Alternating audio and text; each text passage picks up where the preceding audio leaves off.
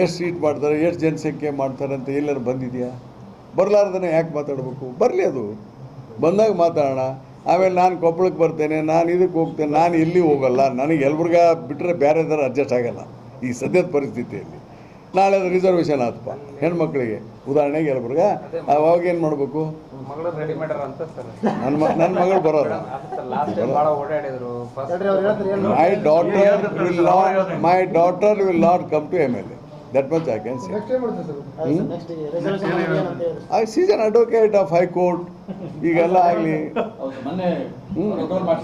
ಅದಕ್ಕೆ ನನ್ನ ಮಗಳನ್ನ MLAಗೆ ನಾನು ಅಂತಾರಲ್ಲ. ರಿಸರ್ವೇಷನ್ ಹೆಣ್ಮಕ್ಳಾದ್ರೆ ಯಾರನ್ನ ಹೆಣ್ಮಕ್ಳು ನಿಲ್ಲಿಸ್ತೇನೆ. ಈಗ ನಮ್ಮ ರಾಘವಿಗೆ ಹೇಳ್ತೇನೆ, ಯಾರು ನಿಮ್ಮ ಹೆಣ್ಮಕ್ಳಿದ್ರೆ ನಿಲ್ಸಪ್ಪ ಅಂತೇಳಿ. ಅವನ ಮ್ಯಾಲೆ ಪ್ರೀತಿ ಜಾಸ್ತಿ ನನಗೆ, ಅವ್ನ ಹೆಣ್ಮಕ್ಳು ಜಾಸ್ತಿ ಪಾಪ. ನಮ್ಮ ರಾಘವಿಗೆ ಪಾಪ ಹೇಳ್ತೇನೆ, ನಮ್ಮ ಜೊತೆ ಚೆನ್ನಾಗಿದ್ದಾನೆ ಅವನು. ಅದಕ್ಕೆ ಸುಮ್ಮನೆ ಏನು ಮಾಡ್ತಾರೆ, ನಿಮ್ಮವರೆಲ್ಲ ಸೇರ್ಕೊಂಡು ಕೊಪ್ಪಳಕ್ಕೆ ಬರ್ತಾರ್ರಿ ರಾಯರು.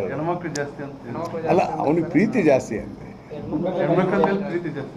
ಹೆಣ್ಮಕ್ಳ ಮೇಲೆ ಪ್ರೀತಿ ಜಾಸ್ತಿ ನಮ್ಮ ರಾಘವಿಗೆ. ನಿಲ್ಸಪ್ಪ, ನಮ್ಮ ರಾಘವಿಗೆ ಹೇಳ್ತೀನಿ. ಈಗ ನಮ್ಮ ಮನೆಗೆ ಯಾರು ಬರೋಲ್ಲ, ಯಾರು ತರ್ಬೇಕಪ್ಪ? ಸುಮ್ಮನೆ ತಮಾಷೆ ಮಾಡಿದ್ವಿ ನಮ್ಮ ರಾಘು. ಅಂದರೆ ಯಾರು ನಮ್ಮ ಕಾರ್ಯಕರ್ತರು ಮಾಡ್ಬೇಕಲ್ಲ. ನಮ್ಮ doctor will not come to MLA. That much ಆಗ. ಓಡಾಡಿದ ಕೂಡಲೇ ಆಗತ್ತಾ?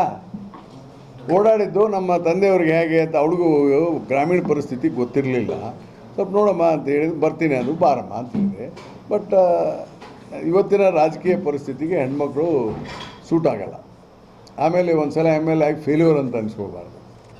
I don't want my daughter should be failed.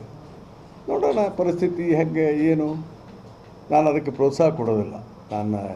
ನಾನು ಇನ್ನೂ ಏನು ಜಲ್ದಿ ರಿಟೈರ್ ಆಗೋದಲ್ಲ. ಈಗ ನನಗಿನ್ನೂ 68, ಇನ್ನೂ ಮೂರು ಟರ್ಮ್ MLAಗೆ ನಿಲ್ತೇನೆ. 3 ಟರ್ಮ್ MLAಗೆ ನಿಲ್ತೇನೆ. ಅದಲ್ಲ, ಈಗ ಯಾಕೆ ಚಿಂತೆ ಮಾಡಲಿ?